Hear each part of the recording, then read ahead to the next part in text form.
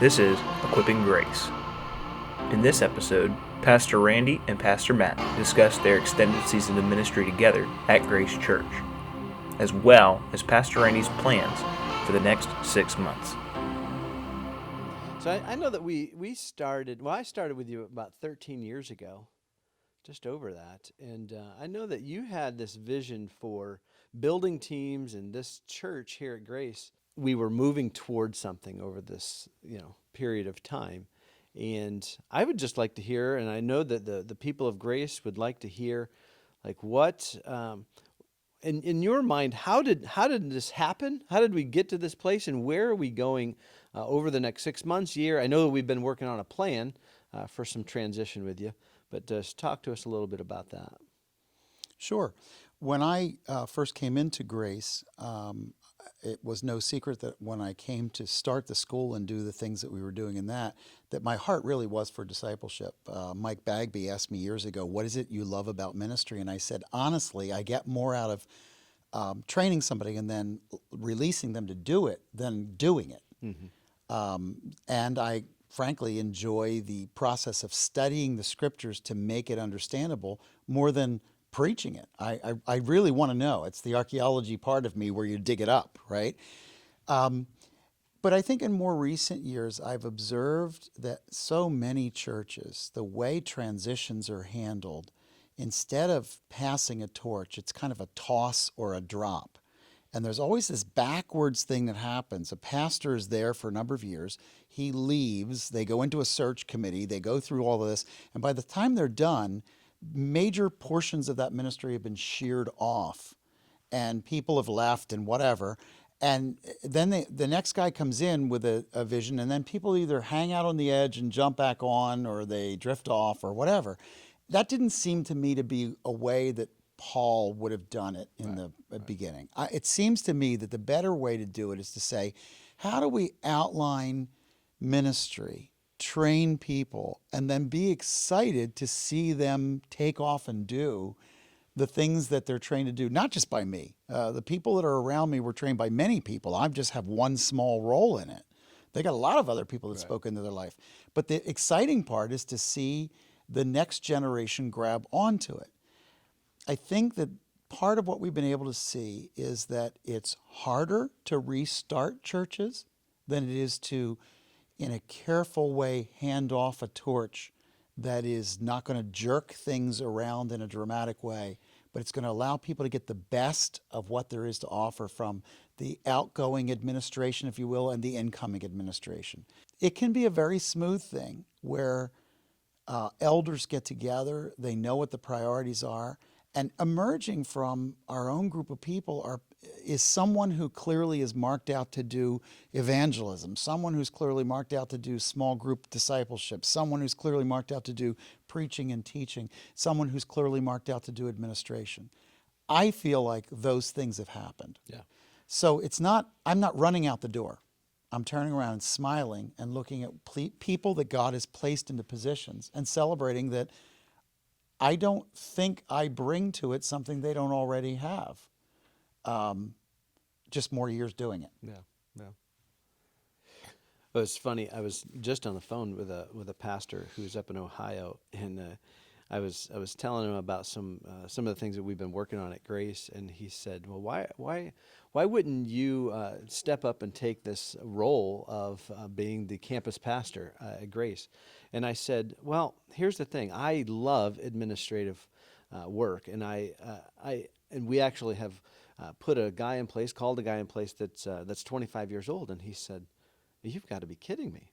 And I'm like, "This is what we do. This is what we get excited about, to watch young men step up and really take over, and have an intricate part in what the church's future looks like. And even now, these guys are working pretty hard.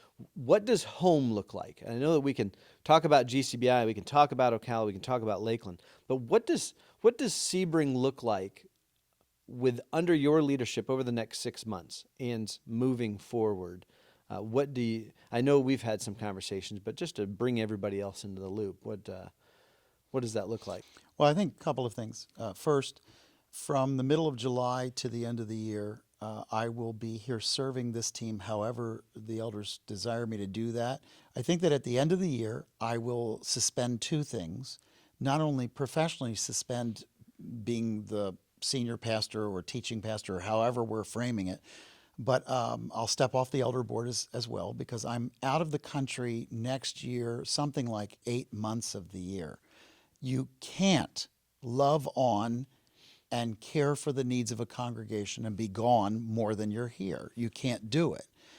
But this has been scheduled, and it's been put together in such a way as to make it possible for Dottie and I to continue to live. Right.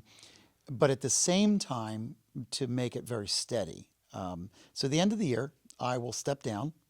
I will do that, continuing to have my membership here, but not serving in its leadership capacity or on its elder capacity, celebrating being a part of Grace. People are going to ask right away, are you going to move? Well, when you're gone 8 months, I'm not sure what that means, but no, Yes, we're I'm not. moving all over the globe. I'm right now, the conference schedule is heavy. I'm writing. I'm working on a number of big projects, and I'm very, very content to walk in and be a part of the people of Grace without having the need to lead. If I could ask the people of Grace for anything, it would be this: be faithful, honor what God has put in your hands. Know that what you have is extraordinary. At the same time, I don't personally want to be caught in a discussion of people trying to weigh whether I would do it this way or not do it this way. I'm simply going to look at you and say, that's really not my call. If there's any one thing I would say, it happens in all of Sebring, not just Sebring Grace. It's that people underestimate the powerful things God does in small places. They walk around kind of going, I'm from Sebring, like it's something. Right. Listen, Sebring is on the map. God is using what's happening here, and he's not done. He's not even close to done.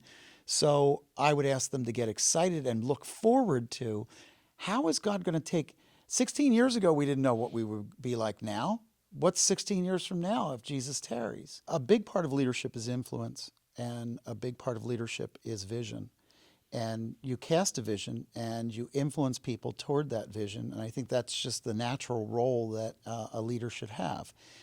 At this point, as I face the second half of this year and kind of do the last of the handing off of a torch, my view would be the last stage is probably the least comfortable for me personally. And that is to simply not cast vision, but to allow the next man to emerge and the next administration to emerge and serve it in a way that works for what they want to do. I need to do that without trying to evaluate whether I would do it that way, Right. or evaluate whether or not they should do it that way. That's not my call anymore. My call now is to, there's a weird time after a new president is elected, but the old guy's still in the office. There's a time when your job is not to initiate something that he's going to have to fix, but somebody's got to mind the store until it's done, kind of thing. There is no choice as to whether or not I'm going to lead 200 years from now. That's just not a choice. Yeah. Or even 50 years from now, or even 25 years from now. So the only question is, where do you put the line, and how do you hand it off in an organized way to the next generation and get excited and get behind them? Yeah. Well, I know that I've been with you for 13 years, like I said, and it's like, I know that there's a number of people still at Grace that they love you, they love your teaching, they love your leadership, but the reality is that Randy Smith never left, that your leadership will continue on, that Randy never went anywhere because he was inputting into the life of me, which you've changed dramatically. I know that you've really you've done a number on Ben Russell. You've done a number on him. Like he blows my mind at his preaching and his leadership around here, and so. Your leadership, your equipping, your discipleship has really poured into us to be able to live on in this church. And so, the people out in the congregation will never not see you, because they're going to see you through the eyes of or through the life of Ben and through the life of myself and Patrick and Devin, and start fill in the blank of a number of people around here. But One of the things I like about the way this transition is happening is I don't have a sadness. I don't have a sadness because I love the people of Grace, but I know that they will be well served. yeah, And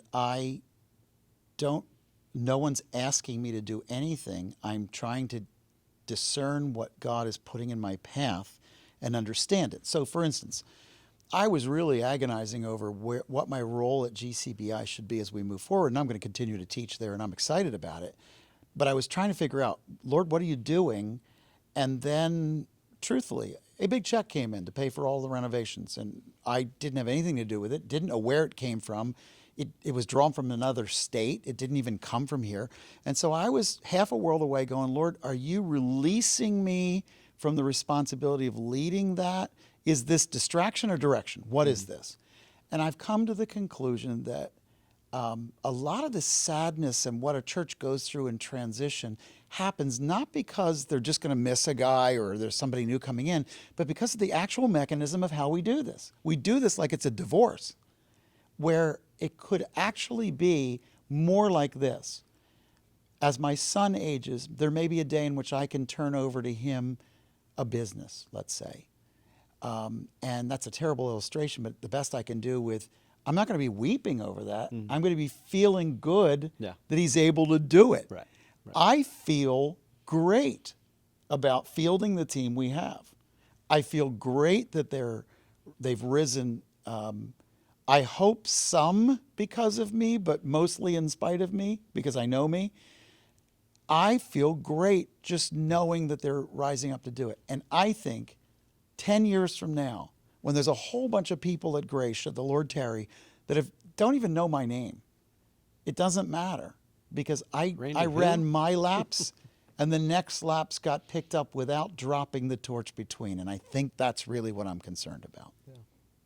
I dream of a church that not only will have an excellent teaching program, which I think is absolutely required. I think dumbing down the message is a wrong way to go. I think pulling back in this generation that is culturally in a rout morally, the right thing to do is go at it like the first century believers, when people were as pagan could be. And they walked out there and a Stephen unrolls a message with 13 points and 70 subpoints and just hits it hard and speaks for God. I dream of a Grace that will continue a pattern and grow in a pattern of that kind of preaching. But that's only a piece of it. The bigger piece to me is it's not a church until people are related to one another. It's not a church. It's a drive-in movie. If people are going to just come by and learn something and take for themselves. This is not a Burger King. This serves the King of Kings by creating an environment where we recognize that there's ligaments and tissues and sinews that are holding a body together, and that Jesus is the head of that body, but how I relate to the other parts of that body are absolutely essential. I dream of a Grace that will focus as much on what's happening in Sebring and its community as it does on what's happening in a handful of foreign fields, but that would still have a commitment to those foreign fields and not become so local that it loses a sense of what is God doing in other places. Okay. So I'm looking for a number of things. I think all the elements are here. It's a question of fanning this flame and maybe allocating more energy and time to this than it is to that.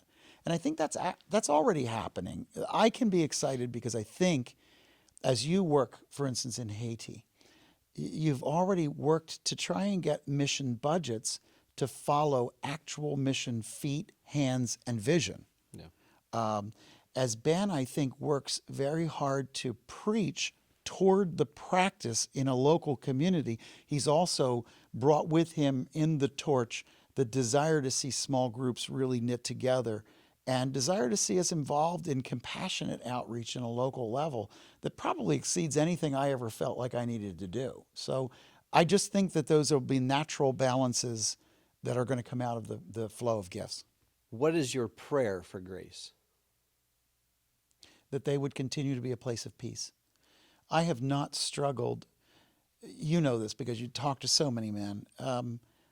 I go away from Grace, go speak at other churches, and come back and thank God that we have what we have. Yeah, I've said that plenty of times. come on. I don't want to see this become a place of tension. Right. It has been for me and my family. I've had a lot of fun, and I've enjoyed lots of laughter. Were there times when I cried? Yes. I buried some dear friends. That will always be a part of my life. There were serious moments in ministry where things turned and I wasn't sure which way they were going. But I don't want to see Grace become something different than it is. It's been a place where godly people have gotten together and moved forward. Maybe not at the pace I always wanted. Maybe not in the area I always wanted. But I think when you step back, it has been a place that I could come back, sit down and feel at home. And I think that happened all of 16 years ago. I don't think that was something Randy brought to it. I think it was here when I got here, and I pray that it's here when I'm gone.